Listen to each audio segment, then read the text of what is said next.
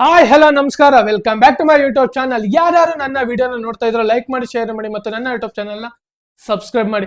ಹಾಗೆ ಈ ವಿಡಿಯೋ ಈ ವರ್ಷದ ಮೊದಲನೇ ವಿಡಿಯೋ. ಹಾಗೆ ಎಲ್ಲರಿಗೂ ಹೊಸ ವರ್ಷದ ಹಾರ್ದಿಕ ಶುಭಾಶಯಗಳು. ಹಾಗೆ ಯಾರ್ಯಾರು ನಿಮ್ಮ ಲೈಫ್ ಇಂದ ಬಿಟ್ಟೋದ್ರ, ಹಾಗೆ ಯಾರ್ಯಾರು ನಿಮ್ಮ ಹೊಸ ಜೀವನಕ್ಕೆ ಹೊಸ ವ್ಯಕ್ತಿಗಳು ಪರಿಚಯ ಆದ್ರೆ ಅವರಿಗೆಲ್ಲ ಶುಭ ಕೋರಿ. ಹಾಗೆ ಇವತ್ತಿನ ದಿನನ ಖುಷಿಯಿಂದ ಆನಂದಿಸಿ ಅಂತ ಹೇಳ್ತಾ ಇವತ್ತಿನ ಅಪ್ಡೇಟ್ ಗೆ ಬಂದ್ಬಿಡೋಣ. ಆಸ್ ಪರ್ ದ ರಿಪೋರ್ಟ್ ನ ಪ್ರಕಾರ ಈ ಟಾಪ್ 3 ಪ್ಲೇಯರ್ಸ್ ಗಳಿಗೆ ಓಡಿಗೆ ರೆಸ್ಟ್ ಕೊಡ್ತಿದಾರಂತೆ. ಬಾರ್ಡರ್ ಗವಾಸ್ಕರ್ ಟ್ರೋಫಿ ಆದ ನಂತರ ನೆಕ್ಸ್ಟ್ ನಡೆಯುವಂತ India versus England T20 match ಇನ್ನ ಸ್ಕ್ವಾಡ್ ಅನೌನ್ಸ್ ಮಾಡಿಲ್ಲ. ಹಾಗೆ ಓಡಿ ಕ್ರಿಕೆಟ್ಗೂ ಸಹ ಸ್ಕ್ವಾಡ್ ಅನೌನ್ಸ್ ಮಾಡಿಲ್ಲ. ಆದ್ರೆ ಆಸ್ ಪರ್ ದ ರಿಪೋರ್ಟ್ ಬರ್ತಿರೋದು ಏನಂದ್ರೆ, ಓಡಿ ಇಂಡಿಯಾ ವರ್ಸಸ್ ಇಂಗ್ಲೆಂಡ್ ಓಡಿ ಮ್ಯಾಚ್ಗೆ ಈ ಟಾಪ್ 3 ಪ್ಲೇಯರ್ಸ್ಗಳನ್ನ ರೆಸ್ಟ್ ನೀಡಬೇಕು ಅಂತ ಯೋಚನೆ ಮಾಡ್ತಿದ್ದಾರಂತೆ. ಅದರಲ್ಲೂ ಅಲ್ಲದೆ ವಿರಾಟ್ ಕೊಹ್ಲಿ, ರೋಹಿತ್ ಶರ್ಮಾ, ಜಸ್ಪ್ರೀತ್ ಬುಮ್ರಾ ಈ ಟಾಪ್ ಪ್ಲೇಯರ್ಸ್ ಗಳಿಗೆ ರೆಸ್ಟ್ ಕೊಡಬೇಕು ಅಂತ ಯೋಚನೆ ಮಾಡ್ತಿದ್ದಾರಂತೆ. ಆದ್ರೆ ಈ ಯೋಚನೆ ಏನಕ್ಕಂತ ಗೊತ್ತಿಲ್ಲ. ಅದರಲ್ಲೂ ಅಲ್ಲದೆ ಚಾಂಪಿಯನ್ ಟ್ರೋಫಿ ಇರೋದು ಇನ್ನು 49 ದಿನ, ಆದ್ರಿಂದ ಇನ್ನು 1.5 ತಿಂಗಳು ಅಷ್ಟೇ. ಆದ್ರೆ ಇವ್ರಿಗೆ ಏನಕ್ಕೆ ರೆಸ್ಟ್ ಬೇಕು? ಆಡದೆ 3 ಓಡಿಗೆ ಏನಕ್ಕೆ ರೆಸ್ಟ್ ಬೇಕು ಅಂತ. ಅದರಲ್ಲೂ ಅಲ್ಲದೆ ಇವರು T20 ಆಡಲ್ಲ. ಅದರಲ್ಲೂ ಅಲ್ಲದೆ ಬುಮ್ರಾ ಒಬ್ರು ಆಡ್ಬೋದು, ಆದ್ರೆ ರೋಹಿತ್ ಶರ್ಮಾ ಅಂಡ್ ವಿರಾಟ್ ಕೊಹ್ಲಿ ರಿಟೈರ್ಮೆಂಟ್ ಕೊಟ್ಟಿರೋದ್ರಿಂದ T20 ಆಡಲ್ಲ. ಬಾರ್ಡರ್ ಗವಾಸ್ಕರ್ ಟ್ರೋಫಿ ಆದ ನಂತರನೇ ಅವರಿಗೆ ಈ ಮಂತ್ ಎಂಡ್ ಗಂಟನು ರೆಸ್ಟ್ ಇರುತ್ತೆ.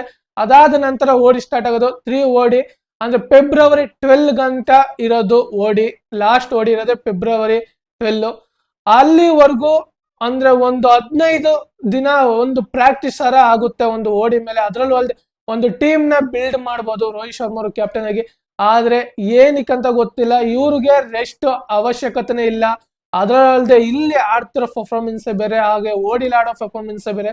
ಅದಕ್ಕೋಸ್ಕರ ಇವ್ರಿಗೆ ಯಾವುದೇ ರೀತಿ ರೆಸ್ಟ್ ಕೊಡದೇನೆ ಇವ್ರನ್ನ ಟೀಮ್ ಸ್ಕ್ವಾಡ್ಗೆ ಸೆಲೆಕ್ಟ್ ಮಾಡೋದು ಬೆಸ್ಟ್ ಅಂತ ಹೇಳ್ತೀನಿ. ಹಾಗೆ ಇನ್ನೊಂದು ರಿಪೋರ್ಟ್ ಬರ್ತಾ ಇರೋದು, ಗೌತಮ್ ಗಂಭೀರ್ ಅವರು ಬಾರ್ಡರ್ ಗವಾಸ್ಕರ್ ಟ್ರೋಫಿ ಸೆಲೆಕ್ಷನ್ ಅಂದ್ರೆ ಸ್ಕ್ವಾಡ್ ಅನೌನ್ಸ್ ಆಗೋಕ್ಕಿಂತ ಮುಂಚೆನೆ ಸೆಲೆಕ್ಷನ್ ಟೀಮ್ಗೆ ಇವ್ರು ಬೇಕು ಅಂತ ಹೇಳಿದ್ರಂತೆ.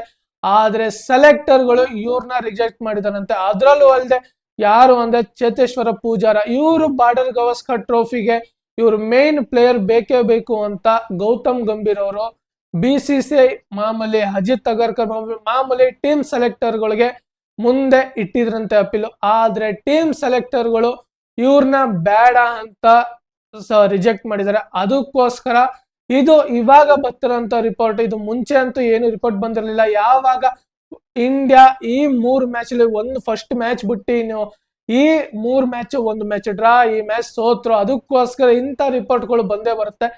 ಆದ್ರೂ ಏನು ಮಾಡಕ್ಕಾಗಲ್ಲ. ಹಾಗೆ ನೆಕ್ಸ್ಟ್ ಜಸ್ಟ್ ಅಪ್ಡೇಟ್ ಬರ್ತಾ ಇರೋದು, ಟೀಮ್ ಇಂಡಿಯಾ ಸಿಡ್ನಿಗೆ ಅರೈವ್ ಆಗಿದ್ದಾರೆ.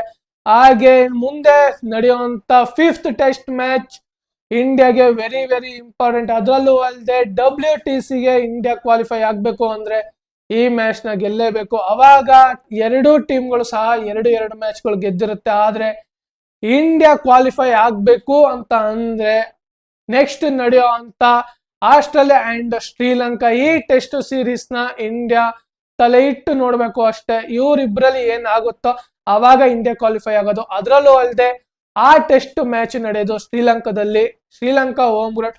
ಅದರಲ್ಲೂ ಅಲ್ಲದೆ ಶ್ರೀಲಂಕಾ ಇವಾಗ ಆಡ್ತಿರೋಂತ ಟೀಮ್ ಅಂತೂ ಬೆಂಕಿಯಾಗೆ ಇದೆ. ಯಾವಾಗ ಜಯಸೂರ್ಯ ಅವರು ಟೀಮ್ಗೆ ಹೆಡ್ ಕೋಚ್ ಆಗಿ ಬಂದ್ರು ಅವಾಗಿಂದ ಟೀಮ್ ಡಿಫ್ರೆಂಟ್ ಆಗಿ ಕಾಣಿಸ್ತಾ ಇದೆ. ಅದಕ್ಕೋಸ್ಕರ ಹೇಳ್ತಾ ಇರೋದು. ಅದರಲ್ಲೂ ಅಲ್ಲದೆ ನ್ಯೂಜಿಲೆಂಡ್ ಸಹ ಸೋಲ್ಸಿದ್ದಾರೆ ಅವರು. ಹಾಗೆ ಇಂಗ್ಲೆಂಡ್ ಸಹ ಇವಾಗ ಬರ್ತಿರೋಂತ ಆಸ್ಟ್ರೇಲಿಯಾ, ಅದರಲ್ಲೂ ಅಲ್ಲದೆ ಹೋಮ್ ಗ್ರೌಂಡ್ ಅಲ್ಲಿ ಇವರು ಏನಾದ್ರೂ ಒಂದು ಮ್ಯಾಚ್ ನ ಆಸ್ಟ್ರೇಲಿಯಾ ಸೋಲ್ಸಿ ಇನ್ನೊಂದು ಮ್ಯಾಚ್ ನ ಡ್ರಾ ಆಯ್ತು ಅಂದ್ರೆ ಇಂಡಿಯಾ ಕ್ವಾಲಿಫೈ ಇನ್ WTC. ಏನಾದ್ರೂ ಆಸ್ಟ್ರೇಲಿಯಾ ಇಲ್ಲಿ ಏನಾದ್ರೂ 2 ಮ್ಯಾಚ್ ನ ಡ್ರಾ ಮಾಡ್ಕೊತು ಅಂದ್ರೆ ಆಸ್ಟ್ರೇಲಿಯಾಕ್ಕೆ ಒಂದ್ ಸ್ವಲ್ಪ ಚಾನ್ಸ್ ಇರ್ಬೋದು. ಆದ್ರೆ 2 ಮ್ಯಾಚ್ ಡ್ರಾ ಆಯ್ತು ಅಂದ್ರೆ ನೀಟಾಗಿ ಕ್ವಾಲಿಫೈ ಆಗೋದು ಇಂಡಿಯಾನೇ ಅಂತ ಅನ್ಕೋತೀನಿ.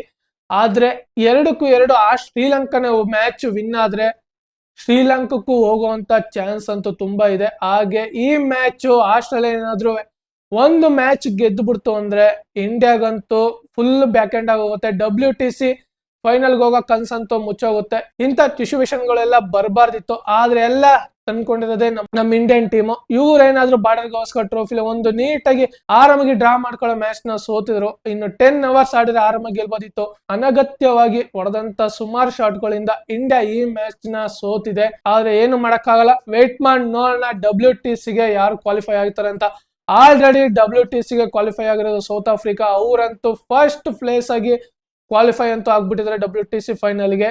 ಇನ್ನು ನೆಕ್ಸ್ಟ್ ಯಾವ ಟೀಮ್ ಹೋಗುತ್ತೆ ಅಂತ ವೇಟ್ ಮಾಡಿ ನೋಡ್ತಾ ಇದೀವಿ. ನೋಡೋಣ ಯಾವ ಟೀಮ್ ಕ್ವಾಲಿಫೈ ಆಗುತ್ತೆ ಅಂತ. ಹಾಗೆ ಇದೇ ತರ ಮುಂದಿನ ವಿಡಿಯೋದಲ್ಲಿ ಸಿಗೋಣ. ಜೈ ಹಿಂದ್, ಜೈ ಕರ್ನಾಟಕ, ಮತ್ತೆ ವಂದನೆಗಳು.